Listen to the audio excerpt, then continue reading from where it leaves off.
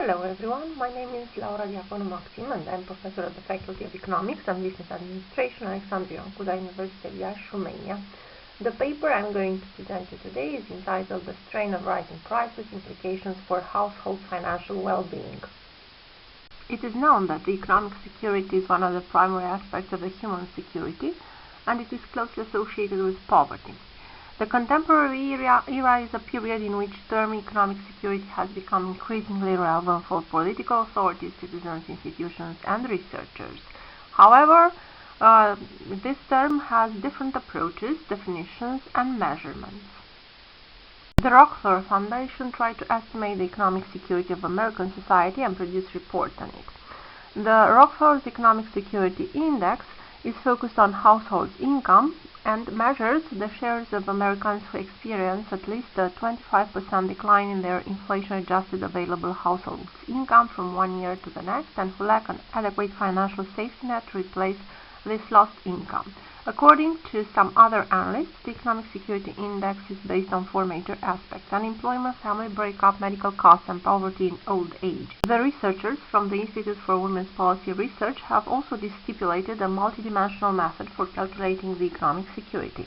Other researchers had different versions of the Economic Security Index with a particular focus on household income volatility. Bossett and Ambrosio developed an indicator of economic insecurity that represents a weighted combination of the wealth levels of individuals and the past wealth dynamics. Therefore, the purpose of the present study is to investigate how rising prices affect essential goods and services such as food, housing, and healthcare, leading to increased financial burden on families, and the role of inflation in exacerbating income inequality, particularly for the low-income households who are disproportionately affected by the price increases. Therefore, the major research question is, how does inflation worsen income inequality, particularly for low-income households?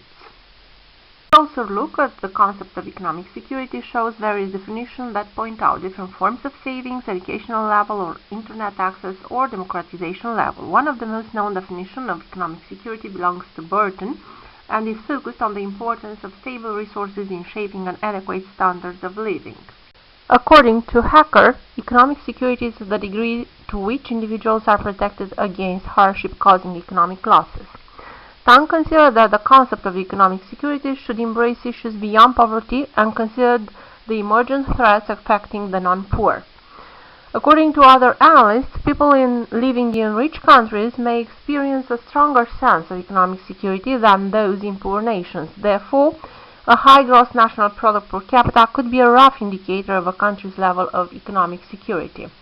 By contrast, the economic insecurity was defined as the anxiety produced by a lack of economic safety, considered in its turn to be the inability to obtain protection against subjectively significant potential economic losses, or an individual's perception of the risk of economic misfortune.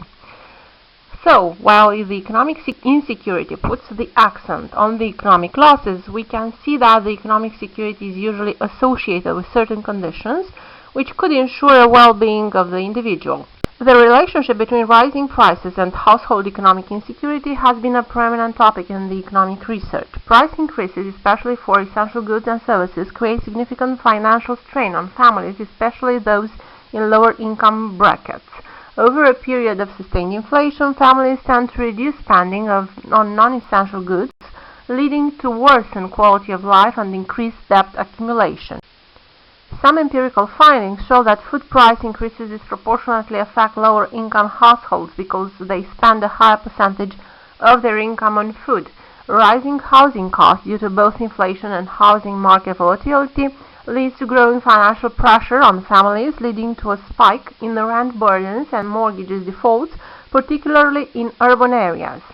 The percentage of household income spent on health care has steadily increased in recent decades, leading to a heightening sense of financial insecurity for many families.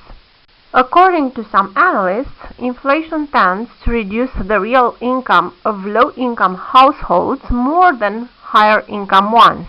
Purchasing power of the minimum wage is often eroded by inflation, leading to a widening gap between the wealthy and the poor, which exacerbates the existing disparities in wealth and access to the resources.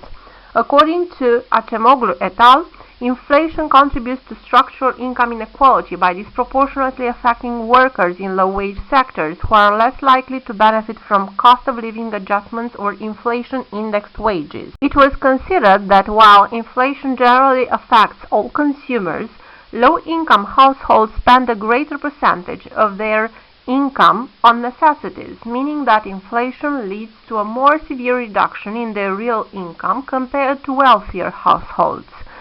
So inflationary periods tend to lead to a form of regressive redistribution, where the financial strain on low-income households increases faster than that on wealthier households, thus exacerbating inequality. Therefore, policymakers need to recognize this dynamic when designing inflation management strategies, as the burden of inflation often falls heaviest to those least able to afford it.